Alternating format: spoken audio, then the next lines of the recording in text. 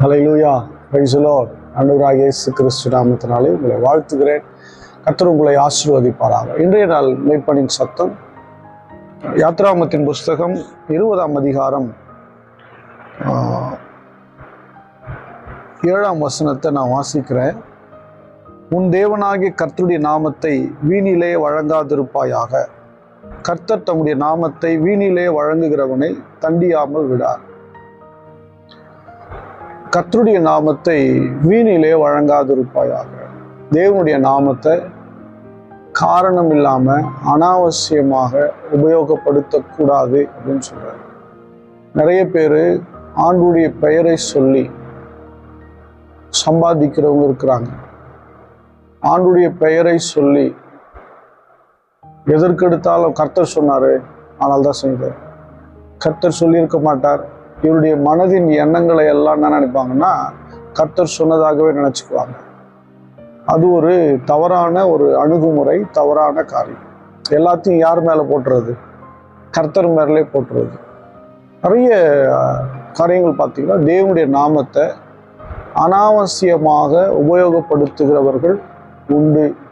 அதனால் தேவனுடைய பிள்ளைகள் புரிந்து கொள்ள வேண்டிய ஒன்று, தேவனுடைய நாமத்தை காரணம் இல்லாமல் உபயோகப்படுத்தக்கூடாது. சிலர் பார்த்தீங்கன்னா என்ன சொல்கிறது, ஒரு சோஷியல் ஆக்டிவிட்டீஸ் வச்சுட்டு தேவனுடைய நாமத்தை சொல்லி பணம் வாங்கி சாப்பிட்றவங்க நிறைய பேர் இருக்கிறாங்க. இது தேவனுடைய பார்வைக்கு பிரியமில்லாதது. அதே போல் சில காரியங்களை செய்கிறதுக்கு பார்த்தீங்கன்னா தேவனுடைய பெயரை வச்சே தவறு செய்வாங்க, தேவனுடைய பெயரை வச்சே மீறுவாங்க, தேவனுடைய பெயரை வச்ச மிரட்டுவாங்க. இது தேவனுடைய பார்வைக்கு நல்லது அல்ல சொல்றாரு. அவர் கர்த்தர் தம்முடைய நாமத்தை வீணிலே வழங்குகிறவனை தண்டியாமல் விடாராம். அனாவசியமா உபயோகப்படுத்துறவங்கள கட்டாயமா பனிஷ் பண்ணுவேன்னு சொல்றாரு.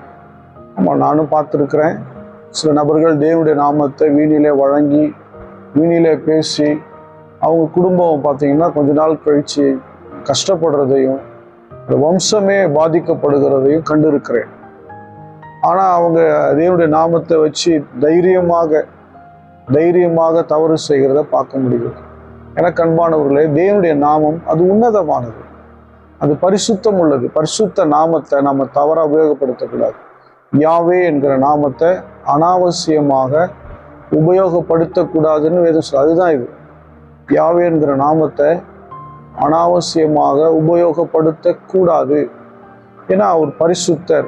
அந்த நாமத்தை கண்ட இடத்துல, கண்ட நபர்களிடத்துல, கண்ட இடத்துல சொல்லக்கூடாது அப்படிங்கிறதுக்காக தான் சொல்கிறேன்.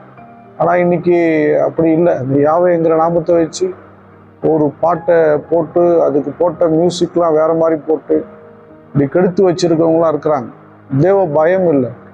தேவனுடைய நாமத்தை அனாவசியமாக தவறாக உபயோகப்படுத்தக்கூடாது என்பதை வேதம் தெளிவாக சொல்லுகிறது.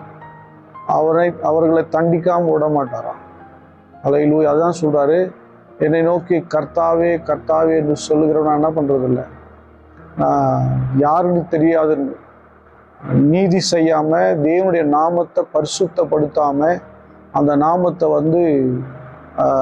அவர்களுடைய பிழைப்புக்காக அல்லது அவருடைய உயர்வுக்காக உபயோகப்படுத்திக்குவாங்கன்னு சொன்னால் வேதம் மிக தெளிவாக சொல்லுது, யாருன்னே தெரியாதுன்னு சொல்லு. நீங்கள் ஏரோது என்பவன் தேவனுடைய நாமத்தை குறித்து பேசி தேவ ராஜ்யத்தை குறித்து பேசினா மக்கள்லாம் பாராட்டினாங்க.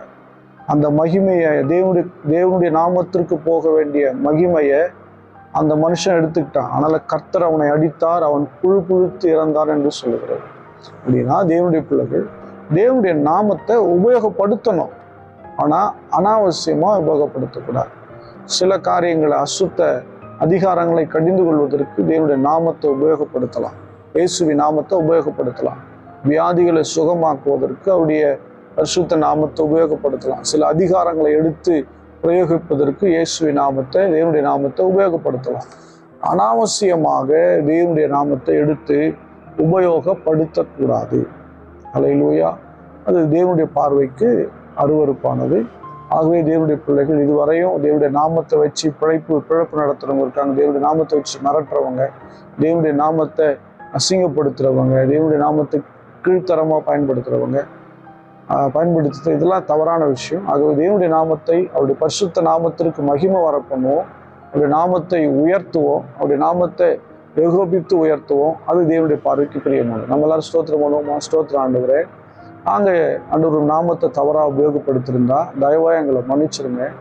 எங்களுக்கு ஆண்டவரே கர்த்தாவே நாமத்தை உபயோகப்படுத்துகிற ஆண்டவரே அதை கற்றுக் கொடுங்க ஆண்டவரே. ஸ்தோத்திரம் எப்படி உபயோகப்படுத்தணும், இந்த நாமத்தை நாங்கள் வீணிலே வழங்கி விடாதபடிக்கு எங்களை பலப்படுத்துங்க, எங்களை பக்குவப்படுத்துங்க ஆண்டவரே. ஸ்தோத்திரம் அன்பின் பிதாவே உங்களை ஸ்தோத்திரிக்கிறோம். கர்த்தருடைய நாமம் உனக்கு தரிக்கப்பட்டது என்று சொல்லி பூமியின் ஜனங்கள் எல்லாம் அறிந்து உனக்கு பயப்படுவார்கள் என்று சொல்லுகிறதே. ஆனால் ஆண்டவர் அதே விதத்தில் நாங்கள் உங்கள் நாமத்தை தவறாக உபயோகப்படுத்தும் போது வருத்தப்படுகிறீர், கோபப்படுகிறீர் பார்க்கிறோம். நாமத்தை நாங்கள் சரியாக உபயோகப்படுத்தி ஆண்டவரே ஜெயத்தை பெற்றுக்கொள்ள, ஆண்டவர் பதில்களை பெற்றுக்கொள்ள உதவி செய்ய. நாமத்தினால நீங்கள் எதை கேட்டாலும் அதை நான் செய்வேன் என்று சொன்னீரே, அப்படியாகும். நாமத்தை நாங்கள் சரியாக உபயோகப்படுத்தி ஆண்டவரே தவறாக உபயோகப்படுத்தாம நாமத்திற்கு மகிமை வர பண்ண கர்த்தர் கிருபை செய்யுங்க.